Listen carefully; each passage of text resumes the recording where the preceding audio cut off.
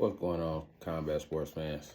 So I told y'all in an earlier video that Shakur Stevens was being extorted, and that's how he ended up getting stripped for his WBC 135-pound title.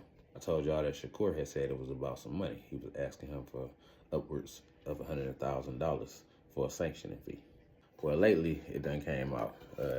First off, Mauricio Suderman, the head of the WBC, was interviewed by Chris Mannix. Chris Mannix was pressing him, asking him tough questions like, don't you think that's a little bit much for a fight that you wasn't even sanctioning? And he ain't had no real answers. He was looking real exposed out there.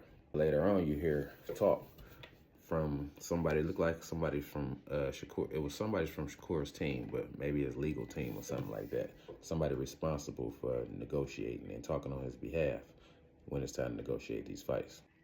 He said Mauricio Suderman was on some other stuff. He was talking about his relationship with Terrence Crawford, because you know they mad at Terrence Crawford because he didn't pay the $300,000 they tried to extort him for.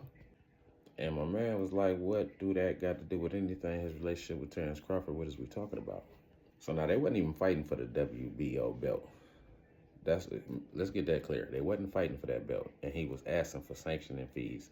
Basically was telling him, I'll strip you of this belt if you won't pay us $120,000.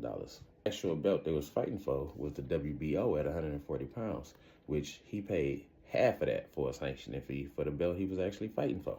Somebody got to do something about Mauricio Suderman. He about to mess it up. He messing up the 4-belt era, because in a minute, ain't nobody going to want to deal with that WBC stuff. He's straight extorting fighters. So basically, he mad at Terrence Crawford, so he on some, you hang with Terrence Crawford, I'm about to extort you or give up this belt.